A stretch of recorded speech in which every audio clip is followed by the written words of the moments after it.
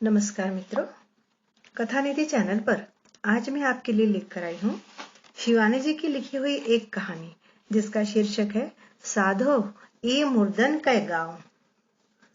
कहानी पसंद आए तो लाइक करना ना भूलिएगा और कमेंट करके जरूर बताइए। और हाँ, अगर मेरे चैनल पर नए हैं तो सब्सक्राइब जरूर कीजिएगा। तो आइए सुनते हैं कहानी साधो ई मुर्दन का गांव। मुर्दों के इस ग्राम से जब मेरा पहला परिचय हुआ तब मैं बहुत छोटी थी। इसी से मेरे अबोध चित्त के कच्चे सीमेंट पर उसकी स्मृति किसी शिलान्यास के लिपि की ही भांति आज भी अमिट अक्षरों में ज्यों की त्यों खुदी हुई है। मेरे पिता उन दिनों ओरछा महाराज के गृह सचिव थे एवं उन्होंने राज्य के कारागार की व्यवस्था में अनेक दुस्साहसी परिवर्तन किए थे। उन्हीं के प्रयत्नों के फलस्वरूप पहली बार टीकमगढ़ जेल के प्राण दंड पाए कैदियों के पैरों की बेड़ियां काट दी गई थी। उन दिनों उस कारागार का एक ऐसा ही बंदी हमारे घर पर भी बागवानी करने आया करता था। वर्षों से पैरों में पड़ी बेड़ियों को दोनों हाथों से थाम वह 18 वर्षों से एक एक इंच कदम रखता चला आया था। इससे बंधन कट जाने पर अब भी स्वाभाविक कदम नहीं रख पाता था। टखनियों के पास दो गहरे घाव नासूर बन गए थे। तुमने क्या किया था बंसी? मैंने एक दिन उससे पूछा तो भयावह मूंछों को बड़े गर्व से ऐंठ कर उसने कहा था, अपने साहब के गर्दन गंडासे से काटी थी बिन्नू। क्यों? मैंने पूछा तो वह निरुत्तर खड़ा रह गया था। बेचारा उत्तर दे भी देता तो क्या समझने की मेरी उम्र थी। बंसी ने अपने फिरंगी प्रभु की नृशंस हत्या की थी, फिर भी फांसी के फंदे से बचकर ही निकल आया था। सचमुच ही यह एक आश्चर्यजनक घटना थी, किंतु जिस क्रोध के क्षणिक आवेश में उसने यह जघन्य अपराध किया था उसी ने स्वयं उसकी पैरवी भी कर दी थी। साहब का अपराध भी तो उसी के टक्कर का था। अपने भूखे कांसामे के मुख ग्रास को उससे छीनकर अपने मुख में धर लिया था। वह तो नटिनी की सी फुर्ती से उसकी बहू छिटक कर भाग गई थी, नहीं तो उस उल्टा का मुंडहीन धड़ भी साहबी के साथ वहीं लौटता। प्राण दंड न देकर इसी से न्यायप्रिय न्यायाधीश ने उसे दिया था आजन्म कारावास। उन दिनों मुर्दों के उस गांव का वही मुखिया था। एक बार उस गांव की पूरी बस्ती को एक बड़ी सी ट्रक में भर कुंडेश्वर महादेव के दर्शन को लाया गया था। यह भी मेरे पिता के दुस्साहसी प्रयोगों में से एक था। बिछुड़े उन्मुक्त आकाश से उनका वह अद्भुत प्रथम मिलन मैं अपनी छत पर खड़ी होकर देखती रही थी। जब उन्हें एक बड़े हंडे में भरकर गर्म जलेबियां दी गई तब उनके अभिशप्त कंठों से निकले जयघोष ने हमारे कान के पर्दे फाड़ कर रख दिए थे। वर्षों पश्चात मुझे एक बार फिर उस उजड़े गांव को बहुत निकट से देखने का सौभाग्य प्राप्त हुआ था। इस बार मेरे भाई ओरछा महाराज के निजी सचिव नियुक्त हुए थे। रियायती बंदी गृह के अधीक्षक अब भी वही पुराने जेलर साहब थे। एक दिन मिलने आए तो मैंने जिद की कि मैं भी उनके साथ जेल देखने चलूंगी। मेरा धृष्ट प्रस्ताव सुनते ही पहले तो वो भड़क गए थे। नहीं नहीं, वह भी भला कोई देखने की चीज है। भले घर की बहू बेटियां वहां कैसे जा सकती है? पर मैं भी अड़ गई थी। जैसे भी हो हमें जेल दिखानी होगी। साथ में थी नई नई ब्याह कराई भाभी।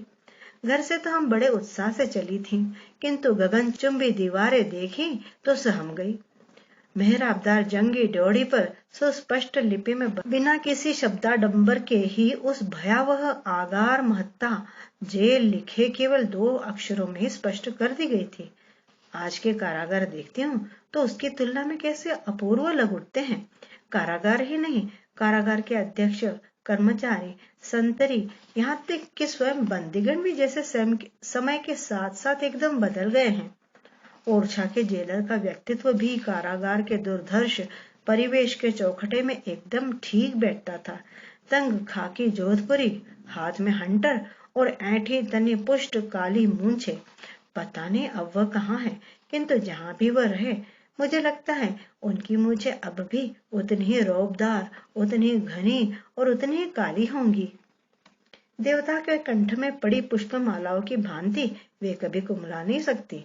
उन अनुशासन प्रिय कठोर अधिकारी का रोब सचमुच दर्शनीय था। गरजते तो लगता किसी ने कोरे लट्ठे का थान फाड़ दिया है। कोई बंदी यदि बगावत का सामान्य आभास भी देता तो उसे वहीं चुटकी से मसल कर रख देते। घूम घूम कर उन्होंने हमें वह कमरा दिखाया था जहाँ कैदी एक साथ बैठकर समवेत रामायण पाठ करते थे। फिर वह कोठरी जहाँ बंदी गृह के पटु लोहार स्वयं अपने ही हाथों से अपने आभूषण गढ़ते थे। कई जोड़ी हथकड़ी बेड़ियों के भारी भारी छल्ले उठाकर उन्होंने हमें दिखाए। फिर अपराधी हाथों से बनी कलात्मक दरी प्रदर्शनी से हमें फुसलाने की भी चेष्टा की थी, किंतु मैं समझ गई कि वह जानबूझकर ही हमें बंदियों से बिना मिलाए बाहर लिए जा रहे हैं। बंदियों में उन दिनों मध्य प्रदेश का एक कुख्यात डाकू देशपत भी था। उसके दस्यु जीवन की लोमहर्षक कथाएं उसके जीवन काल में ही दंत कथाओं की लोकप्रियता प्राप्त कर चुकी थी। कब उसने किस ग्राम को लूट लिया, कब ललितपुर के किस सेठ की संपत्ति को पलक झपकते ही लूट दतिया के किस ग्राम की निर्धन अनाथ कन्या के विवाह में लुटा दिया, आदि आदि। अच्छा चलो तुम्हें देशपत से भी मिला दे, उन्होंने कहा तो मुझे मन ही मन घबराहट सी होने लगी थी। तब सचमुच ही क्या मैं देशपत को देख सकूंगी? वही देशपत जिसके औदार्य, शौर्य और पराक्रम के आलाव बुंदेलखंड के गांव गांव में गाए जाने लगे थे। किंतु जब देशपत हाथ बांधे मेरे सामने आकर खड़ा हो गया, तब जैसे विश्वास ही नहीं हुआ कि वह देशपत है। छरहरा शरीर, अधपके बाल और झुर्रियों से भरा गेहूं गोरा चेहरा, जेल से शांत आंखों के नीचे क्या सचमुच ही जानलेवा गहराई छिपी होगी? जिस कारागार के भीतर बाहर की चिरैया भी भूले भटके ही आ पाती थी, वहीं हम दोनों को देखकर उसके चेहरे पर कौतूहल की एक रेखा भी नहीं उभरी। हाथ जोड़कर वह ऐसे करुण नम्रता से झुककर खड़ा हो गया कि मेरा तो जी भर आया। ऐसा पराक्रमी दस्युवीर आज कैसा दीनहीन याचक बनकर रह गया था। काम के बीच ही उसकी पुकार हुई थी।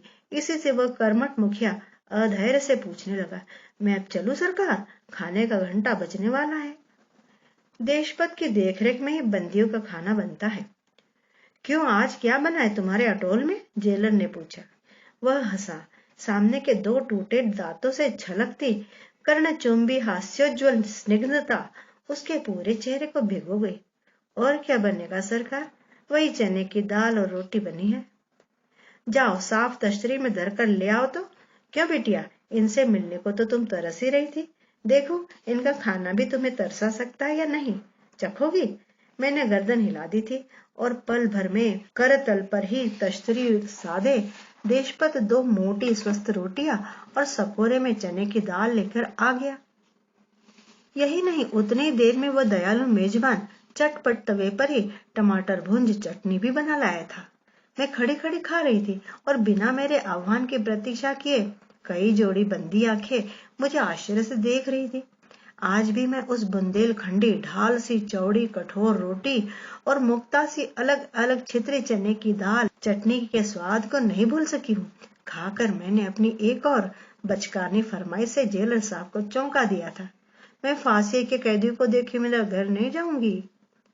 नहीं नहीं, वहां तुम्हें नहीं ले जा सकता। खूनी को फांसी की सजा जंगली ढोर बना देती है। चलो अब तुम्हें घर पहुंचा दो, मां जी सुनेंगी तो बिगड़ेंगी। वह हमें एक प्रकार से खदेड़ते हुए ही बाहर ले जा रहे थे, पर मेरी जिद ने अंत में उन्हें झुकाई दिया। वह बड़ी ही अनिच्छा से हमें एक लंबा चौड़ा दालान पार कराकर जेल के दूसरे छोर पर ले गए। झुकी नीची छतों के उन कमरों को देखकर मैं खड़ी ही रह गई थी। ओह, ऐसे कमरों में भी क्या कोई जिंदा रह सकता है? केवल दो ही बंदी थे वहां। किसी भी भोर के धुंधलके में जेलर के हिलते रुमाल की झंडी का संकेत पाते ही उनके जीवन की गाड़ी एलोक के स्टेशन को छोड़ देगी। जल्लाद का एक सीधा झटका रीढ़ की हड्डी को झुनझुने सा हिलाकर निर्जीव देह को लटकती छोड़ देगा। ओह, ठीक ही कहा था उन्होंने। भयावह रूप से बड़ी दाढ़ी हिलाते वे दोनों बंद सीखचों की टेक लेकर खड़े हो गए थे और इससे पहले कि ईश्वरी की इस फाग की दूसरी पंक्ति हमें डसती, जेलर बड़े कौशल से हमें बाहर खींच ले गए थे। फिर चलते चलते उन्होंने कारागार की एकमात्र बंदिनी पतिहंता मालिन से भी हमें मिला दिया था। उसे दूसरे महीने फांसी मिलने वाली थी। जेलर ने बार बार कहा कि भले घर की बहू बेटियां उसे देखने आई है, वह घूंघट हटाकर उन्हें अपना चेहरा दिखा दे, किंतु उस हठीली अवगुंठनवती ने पूरे चेहरे को घूंघट से ऐसे लपेट लिया जैसे बुर्का हो। हमने और जिद की तो वहीं पर फांसी का फंदा गले में पड़ने से पूर्व अपने घूंघट के फंदे से ही प्राण ले लेगी अपने। स्वयं मृत्युदाता जल्लाद ही अब उसका चेहरा देखेगा और कोई नहीं। यही सब बड़बड़ाती धरती में धसी जा रही है, यह देख हम दोनों उठ गई थी। इतने वर्षों पश्चात जब फिर इधर मुझे अचानक ही एक कारागार को देखने का निमंत्रण मिला, तब मैं बड़े ही उत्साह से घर से चली थी। किंतु वहां पहुंचकर भी क्या यह उत्साह टिक पाया? पति हंता, पुत्र वधु हंता, भ्रूण हंता, डकैती, ठगिनी, कुटिनी सभी चरित्र तो वहां थे, किंतु कहाँ थी वह 28 वर्ष पूर्व की अवगुंठनवती मालिन, जिसने हमारे लाभ कहने पर भी अपने कलंकित चेहरे से घूंघट की यवनिका नहीं उठाई थी। हाय, ऐसा चेहरा क्या भले घर की बहू बेटियों को दिखाकर अपना परलोक भी बिगाड़ लूं सरकार, ऐसा ही कुछ कहा था उसने। किंतु आज कारागार के इस नवीन रंगमंच पर कैबरे नर्तकियों की सी ही निर्लज्ज उदासीनता से एक के बाद एक कितनी ही बंदिनियां मेरे सम्मुख स्ट्रिपटीज करती चली आई थी। न उनके आत्मनिवेदन में पश्चाताप, न संकोच। मेरी लेखनी ही कई बार सहम कर थर्रा गई, किंतु उनकी चपल जिह्वा नहीं थर्राई। अदालती जिरह, हवालात का सान्निध्य और दीवान जी की निर्ममता ने उन्हें मुखरा भी बना दिया था। किसी नाटक का पूर्वाभ्यास कर रही पात्राओं की भांति वे मुझे अपना अपना पाठ सुनाती चली गई थी। एक जानकी की ही नहीं, और भी कई जानकियों की आत्मकथा सुन मन न जाने कैसा हो उठा था।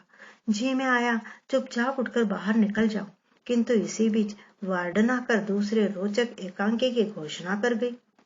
रंगमंच पर अब एक सर्वथा नवीन ठप्पे की नटी अवतरित हुई। लंबोदरा सांवला चेहरा, शरीर के अनुपात में बहुत लंबे लंबे लग रहे हाथ पैर और तिर्यक दृष्टि। एक पल को लगा जैसे मैंने इसे कहीं देखा है, फिर पहली समझ में आ गई, देखा अवश्य था, किंतु जीवन रूप में नहीं। कैसा आश्चर्यजनक साम्य था। कुछ ही दिनों पूर्व किसी चित्र वीथिका में यही तो देखा था। बी प्रभा ने क्या इसी कारागार से मॉडल चयन किया था? चेहरे पर वैसे ही मासूमियत थी और कपोलों के उठान में भी वही चिकना चमत्कार, किंतु जब वह एकदम पास आकर बैठ गई तब मैंने फिर उसे देखा। नहीं, यह तो चेहरा वह नहीं है। पाल में पके इस पपीते का डाल पर पके उस पपीते से कोई साम्य नहीं था। उस चित्र के स्वाभाविक मिठास के सम्मुख उसकी नकली पीताभ परिपक्वता में धरती आकाश का अंतर था। उसकी कहानी भी बड़ी विचित्र थी।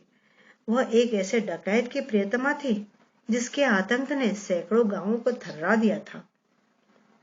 ना जाने कितने डाके डालता वह निर्भीक सांड सा ही इधर उधर घूमता रहता, किंतु एक दिन पकड़ा गया और अब दिल्ली के कारागार में लंबी सजा भुगत रहा है। उसकी पत्नी थी उससे बहुत दूर एक दूसरे कारागार में। 2 महीने बाद वह छूट जाएगी। छूटकर वह क्या करेगी, इसके लिए संभवतः उसे सोचना नहीं पड़ेगा। 120 तोला सोना उसके बैंक के खाते में जमा है। कानून उसका वह सुवर्ण कोष रिक्त नहीं कर पाया था, क्योंकि उसने कह दिया था कि यह उसकी ससुराल और मायके का चढ़ावा है। पति डाके डालकर आता तो जंगल में मंगल हो जाता। दस्यु दल का कोई शूरवीर था उसका मुंह बोला देवर, कोई जेठ और कोई भांजा तो कोई भतीजा। इसी से जब भी दस्यु दल सफल अभियान के पश्चात आता तो कोई भाभी के गले में लूट का हार जला देता और कोई पहना देता मोती का तोड़ा। एक बड़े से कड़ाह में फिर सोने के उन आभूषणों को खोला कर खोए सा घोंट दिया जाता। गलाई गई उस सुवर्ण राशि से फिर नवीन आभूषणों की सृष्टि होती।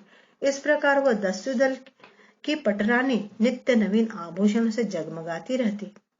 वयस की असमानता यहाँ भी थी। जानबूझकर पिता ने पुत्री को अपने मित्र की पत्नी बनाकर विदा किया था। वह जानता था कि पुत्री राजरानी ही बनकर राज नहीं करेगी। एक न एक दिन उसकी छलकती वैभव सरिता का प्रवाह पितृग्रहोदधि में आकर उसी ओर एकाकार होने उसी ओर प्रवाहित भी हो उठेगा। संसारार्णव तारिणी लक्ष्मी कभी कभी कैसी हृदयहीन और निष्ठुर बन सकती है यह वह नहीं जानता था। लक्ष्मी ने उसकी पुत्री को सिर से पैर तक सोने से मढ़ अवश्य दिया था, किंतु फिर उन्हीं हाथों ने एक दिन उसे कारागार की ओर भी ढकेल दिया। पति अपने जानलेवा दौरों से लौटता तो मानसिक तनाव से छुटकारा पाने पत्नी को लेकर न जाने कहां कहां घूमने निकल जाता। नई चमचमाती कार किसी अंधेरी गली में उनकी प्रतीक्षा कर रही होती। नई साड़ी और नए आभूषणों की छटा विकीर्ण करती वह वन लक्ष्मी अपने दस्यु प्रियतम की वामांगी बनी हवा में कार भगा देती।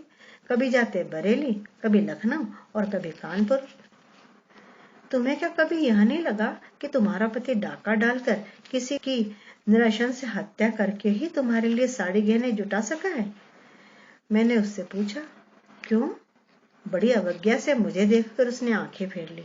मुझे क्या पता था कि वह डाका डालते हैं, हत्या करते हैं? उसने भोला सा उत्तर दिया, किंतु झूठी कैफियत देने में उस षटकोणी चेहरे का मुखौटा पहली बार पूरी तरह नीचे खिसक गया। वह बीच बीच में स्वयं को चुप किए जा रही थी।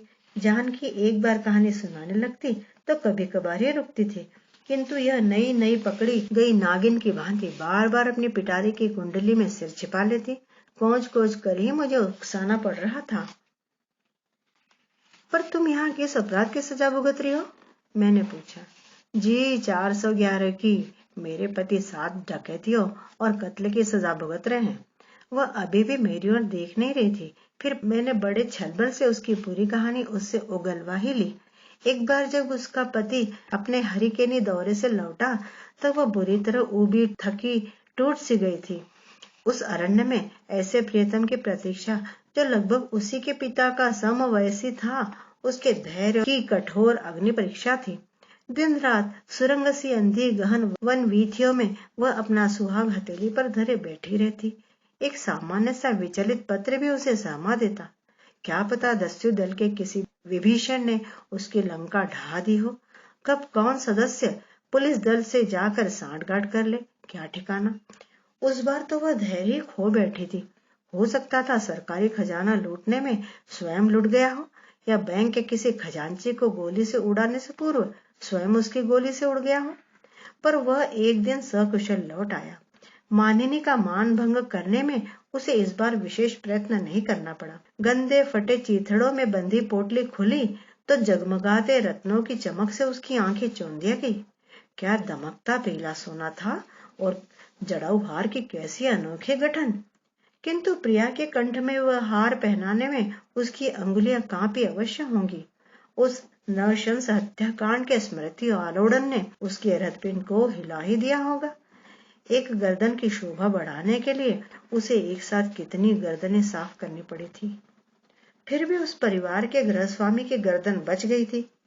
सुनो, उसने पत्नी से कहा था, इसे आज भले ही पहन लो, पर जहां से यह मिला है वह इसे सहज में नहीं छोड़ेगा। कल ही इसे गलवाना होगा। नहीं नहीं, मैं इसे नहीं तुड़वाने दूंगी। अपनी साड़ी में लुका छिपाकर ब्लाउज के नीचे डाल दूंगी, फिर कौन देखेगा भला। किंतु संसार की कौन नारी भला अपने नवीन कंठार की शोभा साड़ी के नीचे छिपा सकती है। जब तक किसी दूसरे के मुंह से आभूषण की प्रशंसा में वाह न सुन ले, तब तक, जब तक किसी सखी, ननद, देवरानी, जेठानी की आभूषण लोलुप दृष्टि लार न टपका दे, पहनने वाली को भला कभी संतोष हो सकता है। बरेली से रात का सेकंड शो देखकर हम लौट रहे थे। वो उदास स्वर में कहने लगी, तो मेरी कल्पना ने कैमरा साध लिया। नई साड़ी, सस्ते इत्र के खुशबू, चमकीला बटवा, सांवले अधरों पर मीठे खुशबूदार पान की लालिमा और आंखों में सेकंड शो की खुमारी। मदालस पति को सद्यो दृष्ट फिल्मी कैबरे नर्तकी के घातक नृत्य ने आंसू की एक और घूंट पिला दी थी। उस चलचित्र के खलनायक की भांति उसने कार पूरी स्पीड में भगा दी। अचानक उसे लगा कोई उसका पीछा कर रहा है। लगता है पुलिस की गाड़ी हमारा पीछा कर रही है। वो बुरी तरह घबरा गया और गाड़ी टेढ़ी मेढ़ी होकर इधर उधर जाने लगी। अब तो जुलाई का गुस्सा दाढ़ी पर उतरा। मैंने तुमसे कितनी बार कहा था इस हार को मत पहनो, तुड़वा देती तो आज यह सब नहीं होता, 20 चंद्रहार बन जाते। पर औरत जात हो ना। ठीक ही कह रहा था वह। काल कनक अरु कामिनी परिहर इनको संग। काश उसने इस सीख का स्मरण पहले ही किया होता। दस्यु प्रिया ने हार खोलकर बटुए में डाल लिया। किंतु दूसरी गाड़ी और नजदीक आई तो उसने पेटीकोट के नेफे में खोस लिया, किंतु पकड़े जाने पर वह पुलिस की घाघ दृष्टि को छल नहीं सकी। पहचानने वाले ने अपना गहना पहचान लिया और इस बार सचमुच ही उस गहने ने पहनने वाले की गर्दन तोड़कर रख दी। मैं जिस दिन उससे मिलने गई, मेज पर उसके पति के लिखे 2 कार्ड धरे थे। मेरी दृष्टि स्वयं ही उन पर फिसल गई। किस्सा तोता मैना की भाषा में लिखे गए कुछ अंश पढ़कर ही मैंने आंखें फेर ली। वह अब अपने लंबे लंबे हाथों को अभिवादन की मुद्रा में बांधती उठ गई थी। चलने लगी तो मैंने पूछ लिया, अब तो तुम शीघ्र ही छूट जाओगी, फिर क्या करोगे? उसने पहले मुझे बड़ी संदिग्ध दृष्टि से देखा, जैसे मैं उसकी तलाशी लेने वाले कठोर दारोगा की ही छोटी बहन हूँ। फिर वह दृढ़ स्वर में अपनी घोषणा करती चली गई, मास्टर नहीं बनूंगी, होम में जाकर ट्रेनिंग लूंगी, 8वीं पास कर चुकी हूँ। किंतु मास्टर ने बनकर भी वह क्या अपने अरण्य के उस राज सिंहासन की स्मृति को मिटा पाएगी, जहाँ एक भीम कड़ाह में 20 आभूषणों का दलिया पकता था, जहाँ बड़े बड़े हंडों में मदमस्त मसालों में पक रहे गोश्त की सुगंध से दिशाएं महकती थी, जहाँ घूमने को चमचमाती मोटर थी, रुपयों से भरा बटुआ था और कंठ में था बहुमूल्य रत्न जड़ित चंद्रहार। अब उससे भी मिलेंगे क्या? अधीक्षिका ने पूछा तो मैं एक बार फिर चौंक गई। क्या ये दोनों अपने पूर्वकृत पाप कर्मों का किया भोग रही थी या इहलोक के कर्मों का? दोष इनका था या परिस्थितियों का? तो बुलवा लूं उसे? अधीक्षिका ने फिर पूछा। जी हाँ, बुलवा लीजिए। मैंने कुछ बेमन से ही कहा, किंतु आज सोचती हूँ मैंने अच्छा ही किया। कड़वी औषधि खाने के पश्चात मीठा बताशा भला किसे अच्छा नहीं लगता? अब तक जैसे मैं सांस रोके किसी प्रख्यात सर्कस के कलाकारों का दुस्साहसी ट्रेपीज प्रदर्शन देख रही थी। गगनचुंबी हिंडोलों में क्षीण रस्सियों के सहारे झूलते ये नर नारी कैसे हवा में मौत की छलांगे भरते एक दूसरे का हाथ पकड़ते चले जा रहे थे। अब मेरे धड़कते कलेजे की धड़कन संभालने चला आ रहा था बवना जोकर, एकदम वैसा ही वज्र मूर्ख चेहरा, भावनाहीन आंखें और अधरों पर निरर्थक सी हंसी। इनसे मिलिए, डॉक्टर ने हंसकर कहा। कल छूटकर घर जा रही हैं। सुनो जी मग्गी, तुम्हारे आदमी की चिट्ठी आई है कि तुम्हारे आने से एक घबराहट हो रही है। क्या मेम साहब? वह घबराकर बेंच से उठ गई। उसका घबराना स्वाभाविक भी था। क्या पता 14 ससुरालों की भांति उसके अतीत का कलंक उसे इस प्राणादि का 15वीं ससुराल से भी झाड़ मारकर बाहर खदेड़ दे। यही डॉक्टर ने हंसकर फिर कहने लगी, तुम पहुंची तो इस बार शायद उसके घर की एक ईंट भी नहीं बच पाएगी। नहीं सरकार, उसने अपने लंब कर्णद्वय खींचकर और भी लंबे कर लिए। अब मैं नहीं खाऊंगी। मैं जैसे आकाश से गिरी। कहती क्या है? क्या यह सचमुच ही घर की ईंट खाती होगी? मेरी दुविधा शायद डॉक्टर ने समझ ली थी। वह हंसकर कहने लगी, एकदम धरती की बेटी है यह। मिट्टी के नाम पर सकोरा, दिया, ईंट, गमले सब तो इसके पेट में जा चुके हैं। ले जाकर गमला भक्षिणी ने अपनी मोटी काली गर्दन झुका ली। मैंने उसे सिर से पैर तक देखा। गमला खा खा कर उसका शरीर भी जैसे गमले ही के आकार का बन गया था। पिटे लोहे का सा चेहरा, ऊंची बंदी धोती, शरीर से अटी सटी कुर्ती, वह भी ऐसी तनी कि लगता था एक छींक आते ही बटन तड़ातड़ टूटते चले जाएंगे। ध्यान से देखने पर कोई भी नारी उसकी इस अस्वाभाविकता को जूं सा पकड़ सकती थी। न जाने कहाँ कुछ चूक रह गई थी विधाता से। चेहरे में, आंखों में, चलने उठने बैठने में, निरंतर मंजीरे से बजाए जा रहे घुटनों की गतिविधि में कहीं कुछ हम सबसे निश्चय ही भिन्न था। नारी के स्वाभाविक मापदंड में ठीक न बैठने पर भी वह संपूर्ण रूप से नारी थी। इस विपन्न निर्वासन में भी पति की स्मृति उसे बार बार विभोर कर रही थी। जब जब उसकी मिट्टी खाने की कुटेव का उल्लेख किया जाता, वह लज्जा से सिर झुका लेती, किंतु उसके लजाने में अभिनय का पुट नहीं था।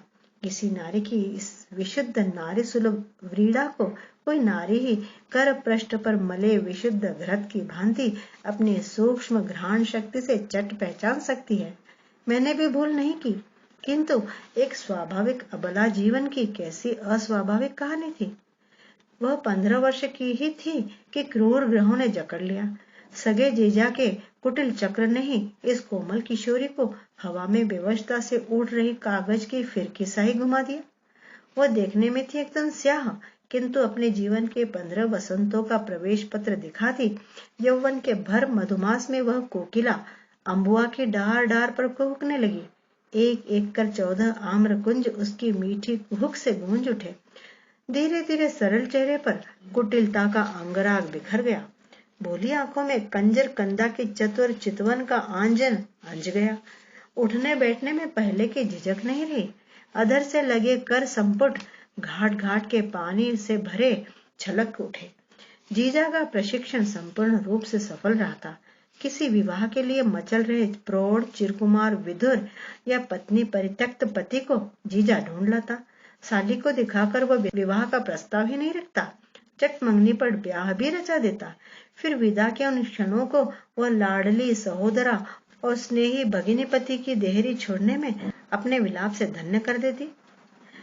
बिस्मिल्लाह की शहनाई का सा वह करुण स्वर नए दामाद की आंखें भी गीली कर देता। चेहरा स्याह था तो क्या हुआ, शरीर का तो एक एक अंग 1.25 लाख का था। प्रत्येक कृष्ण वर्ण नव यौवना की भांति उसके दर्शन देते दर्शनीय थी। नए पति का विश्वास वह अपने स्वस्थ यौवन का ब्रह्मास्त्र छोड़ते ही प्राप्त कर लेती। कहाँ क्या धरा है जानने में फिर उसे विलंब नहीं होता। मरी सौत के अंकना कंकना या सास की जीर्ण पोटली में छिपी संपत्ति, कृपण वृद्ध पति की चूल्हे के नीचे गाड़ी गई धनराशि ले वह एक दिन सहसा ही चंपत हो जाती। लाख ढूंढने पर भी फिर न जीजा मिलता न साली। मिलती भी कैसे? इस बार वह एक दूसरे ही शहर में अवगुंठनवती नवोड़ा बनी रोती कलपती विदा हो रही होती। ऐसे ही वह विलाप करती विदा होती और हंसती खिलखिलाती सोने चांदी से मड़ी लौट आती। जीवन के 20 वर्षों में ही वह पूरे 14 ग्रहों की परिक्रमा कर आई थी। भारत की वह संभवतः प्रथम नववधू थी जिसका कभी द्विरागमन नहीं हुआ, किंतु एक दिन इसी चिर स्वयंवरा ने जीजा की निर्लज्ज ठगी प्रथा का स्वयं ही उन्मूलन कर दिया। 14 विवाहों के अनुभव ने उसे वात्स्यायन के एक एक सूत्र थमा दिए थे। 14वां पति था बूढ़ा जर्जर, किंतु अपनी दीर्घ अनुभवी दृष्टि से उसने अपनी नवेली को 4 ही दिन में परख लिया। घाट घाट का पानी पीकर वह अब उसका अंगूठा पकड़ने आई थी। इधर वह भी समझ गई थी कि मुख में एक भी दांत न रहने पर भी बूढ़े के पेट में पूरी बत्ती सी है। एक दिन जो भी हाथ लगा वही लेकर उड़न छो गई। जीजा ने फिर 15वीं बार कन्यादान करने में विलंब नहीं किया, पर इस बार बहता पानी बंध गया।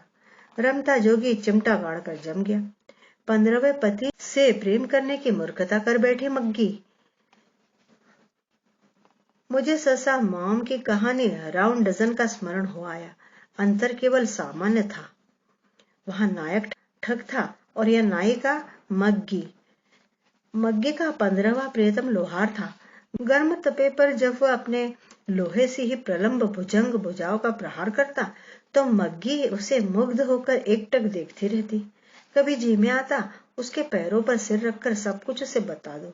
कैसे उसके जीवन के वह संधि काल में स्वयं उसका रक्षक जीजा ही उसका भक्षक बन गया था। उस अनाथा किशोरी को सगी बहन ने ही तो पतन के अंधे कुएं में धक्का देकर गिरा दिया था। पर कहीं सब कुछ सुनकर इस पति ने उसे क्षमा नहीं किया। तब अब तक तो उसके इस स्वामी के लाड दुलार का अंत नहीं था। ऐसे दुलार से परसी की थाली को क्या वह स्वयं अपनी मूर्खता से लात मारकर ठुकरा दे? पुरुष तो अपनी पत्नी के एक ही प्रेमी का अस्तित्व नहीं सह सकता। फिर वह तो पूरे 15 पांडवों की पांचाली थी। उसके सीमांत में तो 15 हाथों का भरा सिंदूर था। उसका यह अटल अहिवाद ही उसके जीवन का अभिशाप बनकर रह गया।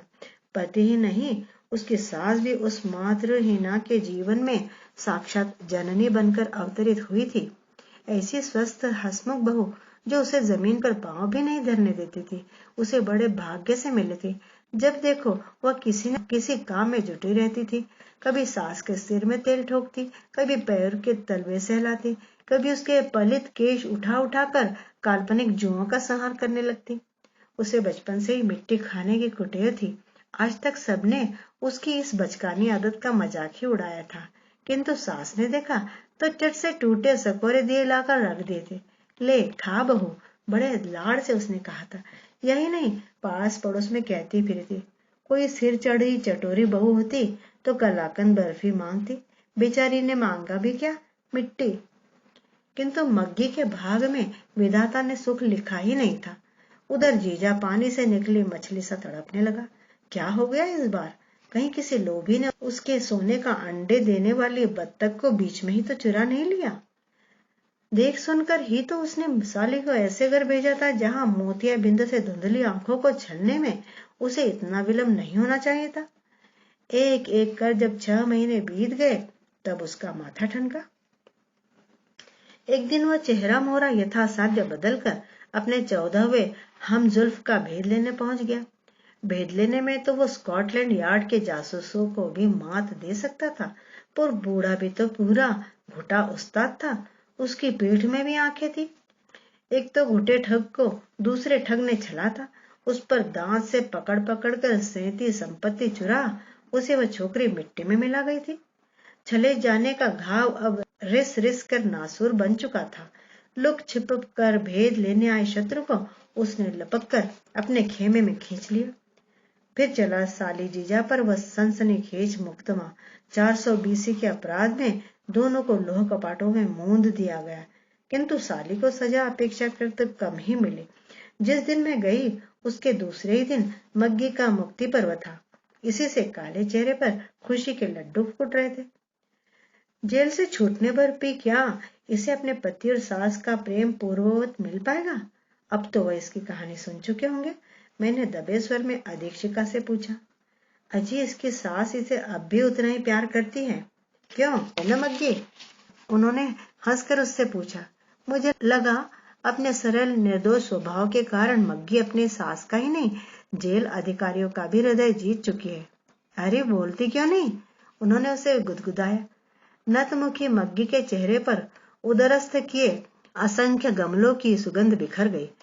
लजाकर उसने अपना वाजिद अली शाह का सा चौकोर चेहरा और झुका लिया। जब भी इसकी सास इससे मिलने आती है ना, अधीक्षिका कहने लगी, कभी भी इसके लिए दिए सकोरे लाना नहीं भूलती। मग्गी ने अब लजाकर पूरा आंचल ही मुंह में ठूस लिया था। अब मैं कभी नहीं खाऊंगी साहब, कभी नहीं। उसकी मीठी हंसी तिमिर के पत्र संपुट से बहते किसी पहाड़ी निर्जय के स्रोत सी छलकती मुझे भी रस सिक्त कर गई। मेरे जी में आया इस निभृत कारागार से विदा लेने से पूर्व उस आनंदमयी युवती के कान के पास मुख सटाकर कह दो, खूब गमले खाती रहो मग्गी। क्या पता कठोर धरित्री की सौंधी सुगंध के प्रति तुम्हारा यह मोह ही तुम्हें विषम परिस्थितियों के बीच भी खिलखिलाना सिखा गया हो।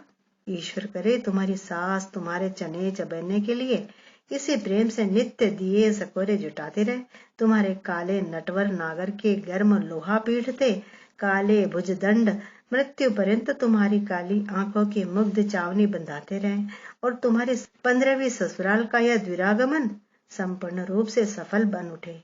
आमीन। तो मित्रों, आपको कहानी कैसी लगी? लाइक करके बताइए और कमेंट भी जरूर कीजिएगा। कहानी सुनने के लिए बहुत बहुत धन्यवाद।